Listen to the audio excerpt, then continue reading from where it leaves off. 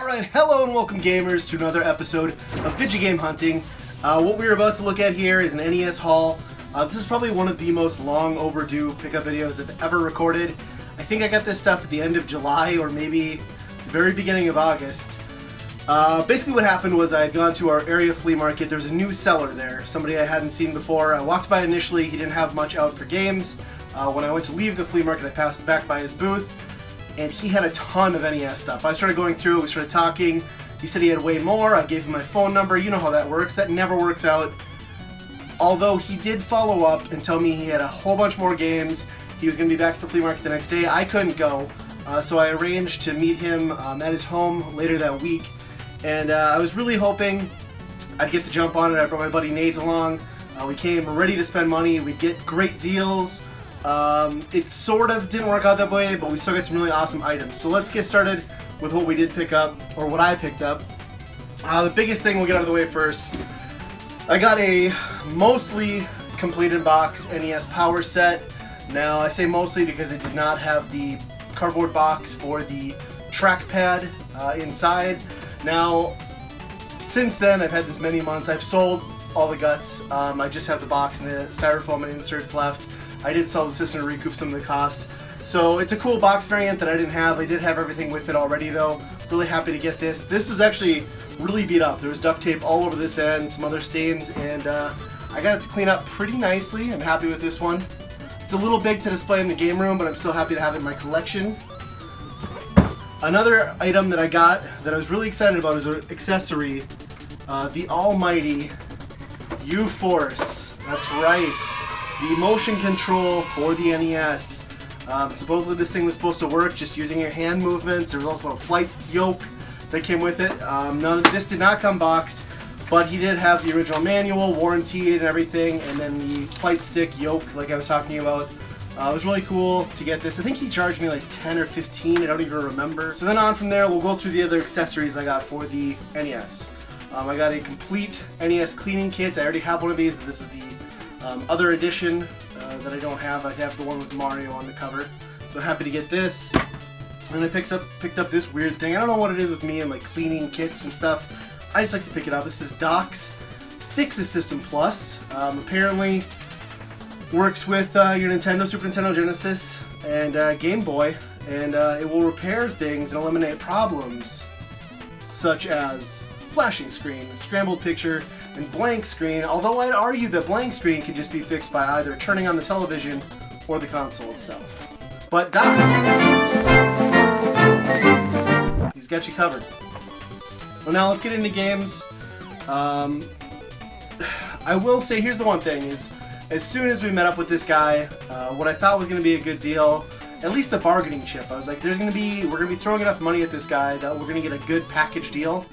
Only that didn't really happen. He went to price chart for everything. The stuff wasn't even all that clean that he was selling, and we maybe got like 15 to 20% under retail, which was not worth it. I was hoping it was going to turn into an ongoing relationship where I'd get better deals down the road. But knowing that every time I'm going to look at something he wants to sell, he's going to whip open his phone and look at price charting, it just kind of killed it for me. That said, I didn't do bad on the stuff I got.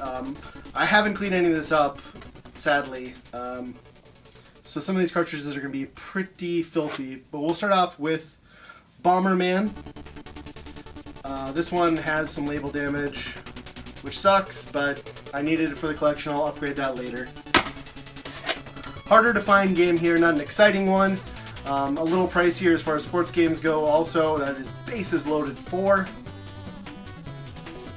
Nate convinced me to buy this one. I guess it was a good price. I don't remember what I got. Maybe like 25, 30 bucks. The last Double Dragon I needed, Double Dragon 3. Now I can't remember if this is the one people like, or if it's 2 that people like more. And my cat's climbing around the couch in my game room, so if you hear background noise, that is why. We've got Robocop 3. I was a big fan of Robocop as a kid. I mean, I was obviously a little too young for the movie, but I was really into the idea of Robocop. But all the games were just so disappointing, I thought. Defender 2. I am not a fan of Defender. I've played a little bit of this one since I picked it up. It's kind of what you'd expect. Not my style of game. One I'm really excited about here, a great Taito game. This is Power Blade. You know, not ultra rare, but it's not one you see a whole lot, and the price was decent on it. Happy to have that in the collection. Plus that cover art. That is just awesome cover art. Another sports game, not exciting here, but I needed it and it was cheap. We've got Tecmo Baseball. I have not really played much of this game. You know, everybody talks about Tecmo Bowl and Super Tecmo Bowl, but the baseball game you don't hear much about, which leads me to believe it's probably not great. One I was really excited to get because I just don't come across it. Again, not super expensive, but I guess just not that common out and about. Kiwi Craze. This is another Taito game. It's kind of a puzzle platformer, sort of arcade style game. It's fun. It's got some cool art. A game I've been looking for a long time. This one actually got thrown in for free. It was just sitting on the table at the end because I told him I didn't want it because the cartridge is damaged, but we got Totally Rad. And you can see that this cartridge has a hole punched in the center of it.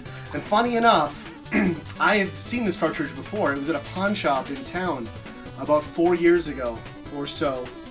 And I passed on it because it had the hole punched in. I think they were still asking like 15 bucks.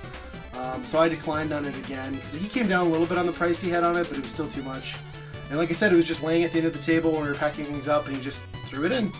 So I guess it works, so not bad. Bandai game here, Ninja Kid. I could have swore I had this one, but there are like a million games with Ninja in the title for the NES, so I guess I was mistaken. But I have it now. And then a label variant, I'm big into unlicensed games. So we've got the early years King of Kings. Wisdom Tree game, of course. The notorious Wisdom Tree games.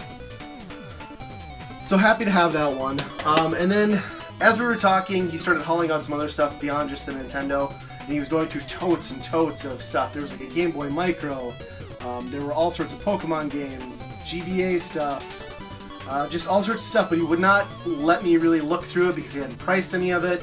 He did have a bin of 3DO stuff, however, that he let me pick through a little bit. It was just the FZ10, I think, model of the 3DO, but he did throw in with this purchase, got him to throw in at the end a Gold Star controller for the Panasonic 3DO. So I picked up, these are not in the best condition, and these aren't great games, but you just don't see 3DO stuff anywhere. We've got a Mercenary. I hadn't even read the title until just now. It's an odd title. It looks like this has got some great, awful full motion video from the time, which I always love about 3DO games. This era of stuff, like Sega CD too, it's the same thing. Other than that, it might be like an on-rails light gun shooter. We'll find out. It is in good condition though. You can see it's got manual and everything. Early Electronic Arts game. And then we've got another one, Microcosm.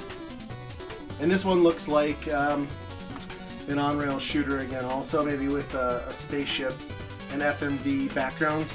So we'll see. Again, this is in fairly good condition. This one's got the smaller manual. I just love these long boxes, and what I love about this one is you can tell on the cover here, wherever this was originally, you could tell with like a lot of this 3DO stuff, it has a original UPC sticker from 97.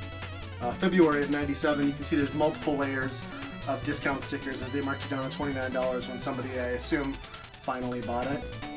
But yeah, it was an interesting deal. I was really happy that somebody actually contacted me back for a change. You know how rare that is if you're a collector. It was just a little disappointing that everything came down to price charting, which I guess is reasonable to some extent, but not so much when you're just buying it out of a guy's garage. And a lot of these games are kind of filthy. You know, if I'm going to pay price charting prices, I'd rather do it at a retail store that sells retro games, because at least then I know they cleaned it. I can take it back if there are issues, have them look at it, get store credit. Here, not so much. I'm happy with my haul. I just wish it had turned into, you know, more of an ongoing relationship with this seller where I was going to be able to get some more things. But it's just not looking like that's going to work out. So that's a bummer. But, you know, I'm happy with what I've done. I mean, a U-Force. Finally checked that off my list, I guess. So there you go. As always, guys, thanks for watching, and I'll talk to you next time.